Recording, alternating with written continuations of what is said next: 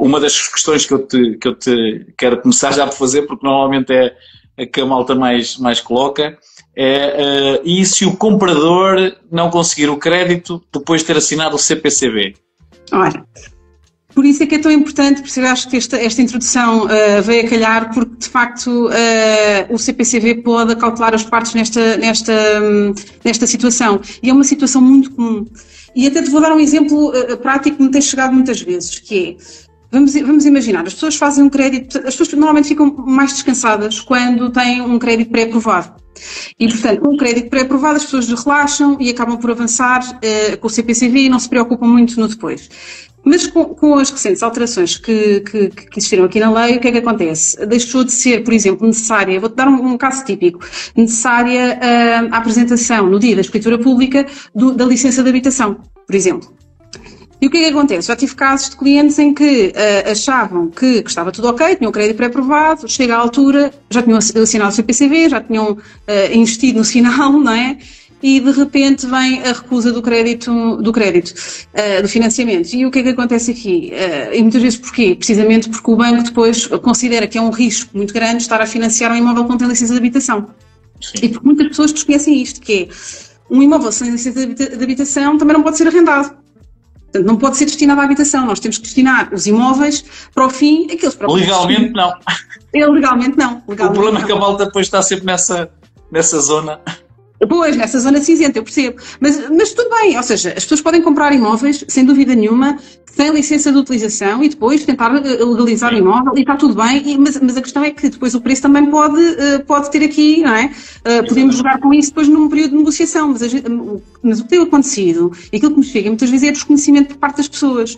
E depois o que é que acontece? As pessoas avançam e chegam a um ponto em que o banco acaba por recusar o crédito e perdem o sinal. Porquê? Porque não acautelaram isto no CPCV. Portanto, quem vai recorrer a financiamento bancário é muito importante que insistam nesta questão no CPCV, ou seja, incluir uma cláusula específica em que dizem que caso haja recusa do financiamento, então o sinal deve ser devolvido. Porque se isto não estiver, não há lei nenhuma que nós consigamos socorrer-nos para conseguirmos fazer valer aqui a devolução do sinal. Simplesmente as pessoas perdem o sinal. E, portanto, exatamente. Aliás, nem estou a falar só da questão da licença, que é uma questão que está agora muito em voga, precisamente... Basta uma avaliação? Basta uma avaliação abaixo? Ou de repente a pessoa ficar desempregada. Ainda há pouco tempo estava a falar com a Mónica do Departamento Jurídico precisamente sobre isto. Clientes que têm sido, que entretanto estavam em processo de financiamento e tudo mais, já tinham assinado o CPCV, de repente ficam desempregados. Não é? Portanto, há aqui uma série de situações que podem acontecer e que se não tivermos devidamente acautelados no CPCV, o que acontece é que as nossas poupanças que empenhamos aqui no sinal, não há nada a fazer, perdem-se e pronto. Sim, é um bocado isso, e a questão é que é uma cláusula simples, embora o que eu sinto no mercado, e vou percebendo até das pessoas, é que da parte de quem está a vender hoje em dia também há uma pressa e querem assinar as menos cláusulas possíveis, porque como o mercado é do vendedor, se você quiser a cláusula eu vendo a outra pessoa, e então isso cria problemas exatamente, porque as pessoas depois estão a comprar um problema que lhes pode ser caro e que muitas vezes tem um bocadinho a ver com o que nós estamos aqui a dizer. As pessoas também só se lembram quando as coisas já aconteceram, e acontece com alguma frequência, infelizmente. Mas numa situação destas também, uma das questões que também nos apareciam, o que é que acontece quando uma das partes desiste do negócio? Pronto, é assim, ou seja, se nós estivermos a falar do promitente comprador, vamos simplificar Sim.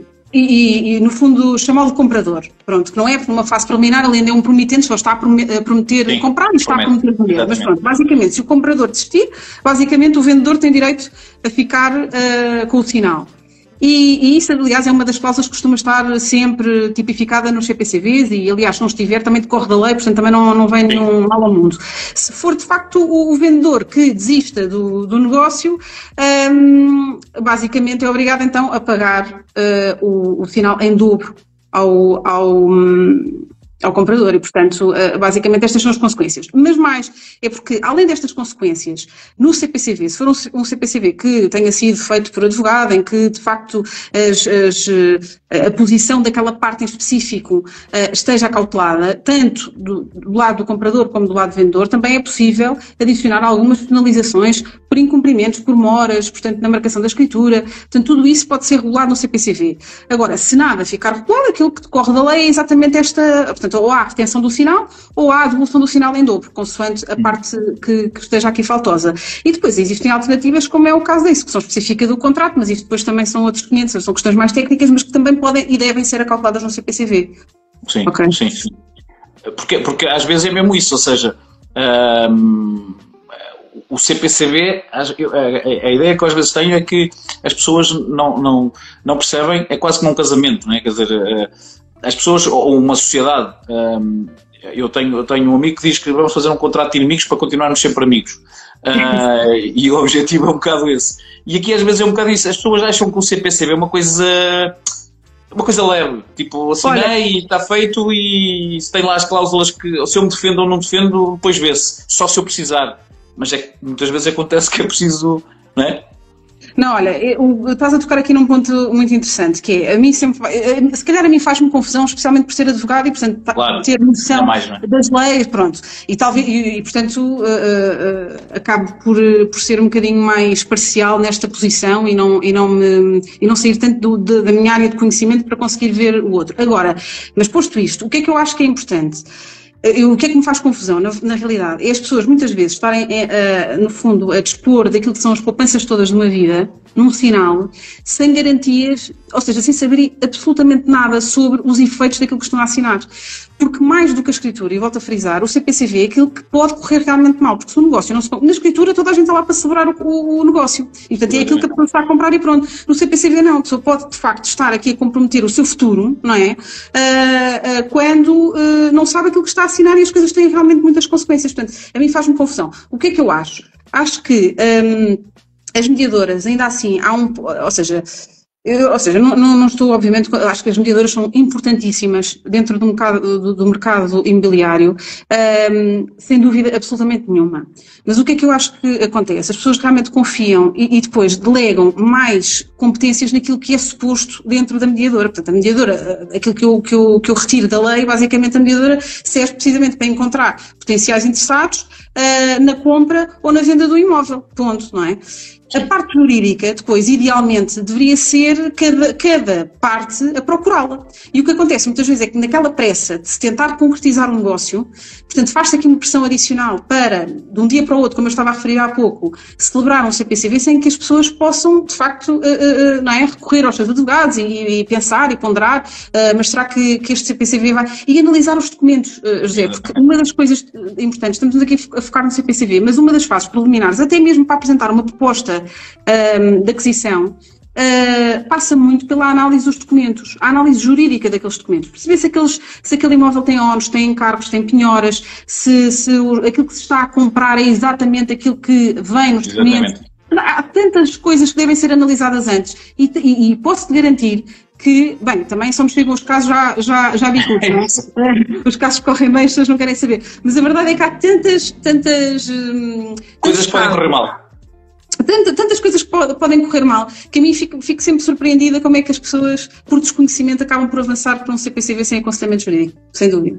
Sabes, tocaste na questão do sinal e já lá vou, mas agora que estás a falar nisso, sabes que há um problema na nossa forma de trabalhar o imobiliário, é que a parte que vende muitas vezes também é a parte que está, ou seja, a parte que está a defender o vendedor muitas vezes também é a parte que está a defender o comprador.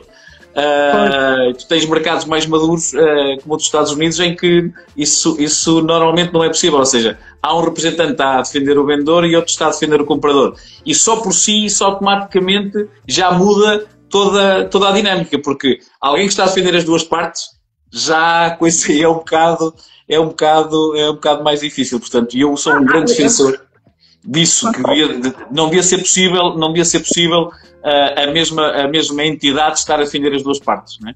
Claro, ou seja, há de facto aqui um conflito de interesses, não é? Eu não posso estar a olhar para um CPCV na perspectiva do comprador e do vendedor simultaneamente. Claro que isso é possível e nós podemos encontrar sempre soluções de consenso e é sempre o ideal e obviamente que quando eu entro, por exemplo, numa fase de negociação do CPCV, claro que tento ser o mais dura possível, não é? E protecionista da parte que estou a defender, não é? Mas obviamente também, e nessa altura normalmente também falo com o cliente e depois também tento explicar exatamente isto. Olha, vamos partir desta base, mas vamos tentar alinhar aqui as expectativas e perceber que vamos ter que ceder num ponto ou no outro, mas há aqui certos pontos em que pode ser importante fincar pé e dizer não avançamos sem isto. É um bocadinho por aí. Mas pronto, mas eu acho que as mediadoras imobiliárias aqui acabam por assumir um papel muito decisivo e as pessoas confiam muito no trabalho que é feito e bem, tudo certo, só que depois falta aqui toda a parte do conhecimento, do know-how, não é? Jurídico, que depois não conseguem nem podem, porque as mediadoras no fundo estão ali a fazer um negócio que não tem nada a ver com a prestação de serviço jurídico.